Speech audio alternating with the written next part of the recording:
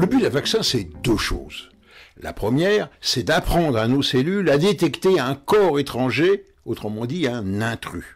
Et la deuxième chose, c'est de développer à l'intérieur de la cellule le matériel nécessaire à la destruction, à l'élimination de l'intrus.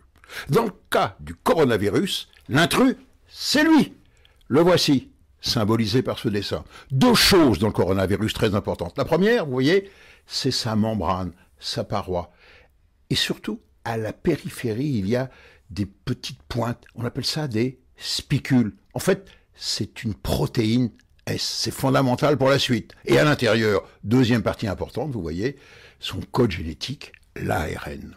Et donc, notre virus, grâce à ces fameuses spicules, voici le virus, voici la membrane de la cellule, grâce à ces protéines S, il va, se fixer sur la cellule, et grâce à la protéine S, il va faire un trou dans la paroi de la cellule, et il va injecter son ARN, et donc notre cellule n'y verra rien.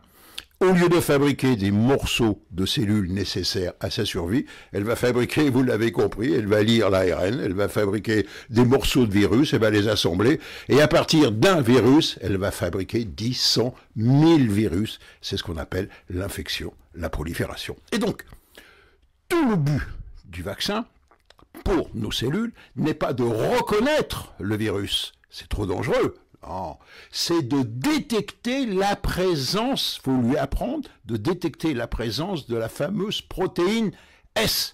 Et après, de mettre au point le matériel pour la détruire. Et là, il y a 4 méthodes, comme nous dit Bruno Megabarn, qui est le chef du service de réanimation à la Riboisière à Paris. La première méthode, c'est de lui administrer le coronavirus sous une forme atténuée ou totalement tuée. Alors, cette méthode, aujourd'hui, n'est pas utilisée par les vaccins en cours de développement. La deuxième méthode, c'est d'administrer la protéine Spike elle-même.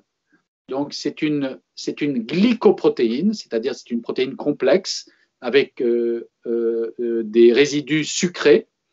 Donc, c'est une technologie qui est utilisée par au moins deux sociétés, la société Novavax et la société Sanofi-GSK. Cette technologie est actuellement en phase 3 d'expérimentation. Elle nécessite néanmoins la co-administration d'un adjuvant. Donc, pour cette méthode-là, on injecte la protéine avec l'adjuvant par voie sous-cutanée ou intramusculaire. Et à ce moment-là, la protéine étrangère, qui est la protéine Spike, va être reconnue par le système immunitaire, qui va donc fabriquer à la fois des anticorps et à la fois des cellules mémoire capables d'identifier cette protéine.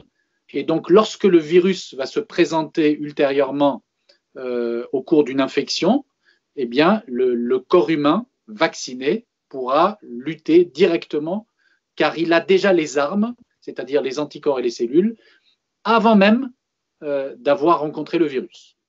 Troisième méthode extrêmement astucieuse. On va utiliser un porteur qui est un virus non pathogène, bien entendu, pour nos cellules. Regardez ce que l'on va faire. On va prélever dans l'ARN du virus, on va prélever le gène qui permet de fabriquer la fameuse protéine S, toujours elle. Et ce gène, on va l'introduire dans un virus porteur, qui n'est pas du tout dangereux pour nous, et qui va infecter une cellule. Et il va cracher donc son gène qui permet de fabriquer la protéine S. Et la cellule va fabriquer, vous l'avez compris, des protéines S. Et ces protéines S vont déclencher la fabrication de mécanismes de destruction.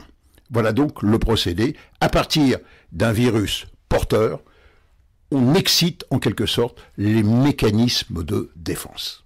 Quatrième méthode, celle dont on parle tant, qui est la méthode que l'on appelle ARN messager.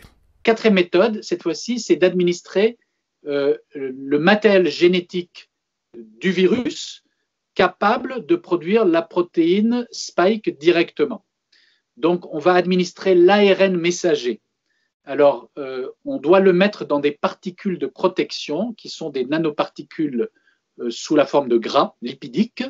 Et donc, cette technologie est actuellement développée par les laboratoires Moderna et le laboratoire Pfizer BioNTechnology. Et donc, c'est ce vaccin qui, actuellement, a rendu un certain nombre de résultats très favorables et optimistes en disant que 90% des sujets recevant le vaccin sont protégés. Donc, cette technologie consiste à administrer l'ARN messager directement au corps humain sous la forme d'une injection intramusculaire. À ce moment-là, cet ARN messager est capté par les cellules.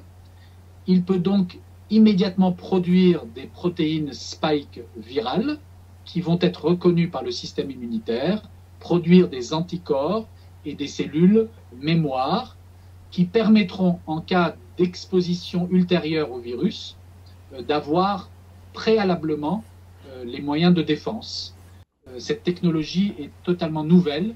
C'est la première fois qu'un vaccin est fait à partir d'ARN messager administré directement. Et donc, évidemment, il est plein d'espoir. En résumé, plusieurs remarques. La première, d'abord, c'est la rapidité à laquelle est apparu ce vaccin. En 1 an, on a fait le travail que d'habitude on fait en 10 ans. La deuxième, cette technique est entièrement nouvelle. Et donc, elle pose un certain nombre de questions. La première, qui est de savoir, est-ce que le test qui est fait sur 40 000 personnes, doit-il être refait, mais sur des porteurs vulnérables, c'est-à-dire des personnes sensibles au virus. Ensuite, il va falloir tout dépouiller, avoir la certification, l'homologation.